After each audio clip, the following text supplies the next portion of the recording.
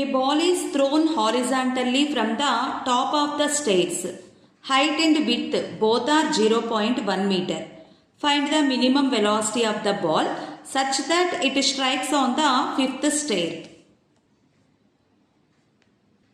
Initially, a ball is projected from the height of the staircases. Here, we provided only initial horizontal velocity to this ball. There is no vertical velocity. Due to this velocity, this ball reaches to the fifth staircase.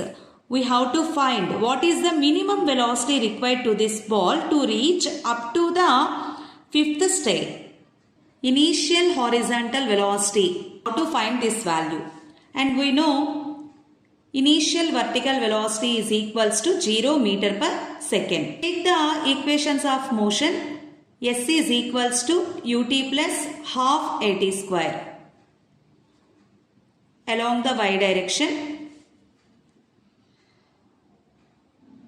Vertical height, this term becomes to 0. Why? Because uy is equals to 0 plus ay is nothing but acceleration due to gravity.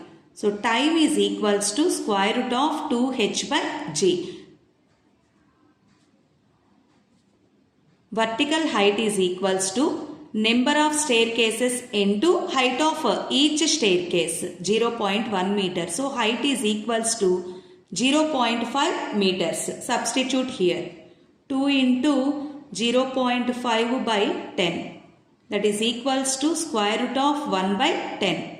So time is equals to 1 by root 10 seconds.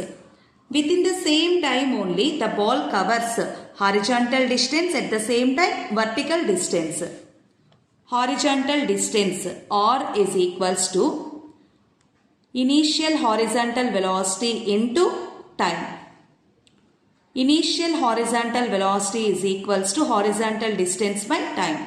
Here horizontal distance, number of staircases into width of each staircase.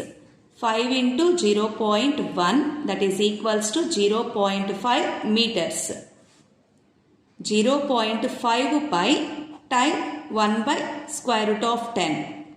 0.5 into root 10. Root 10 value 3.162. 0.5 into 3.162. Multiply these two, then we get 1.5810 meter per second. The minimum horizontal velocity required to reach the ball up to the fifth staircase is 1.5810 meter per second.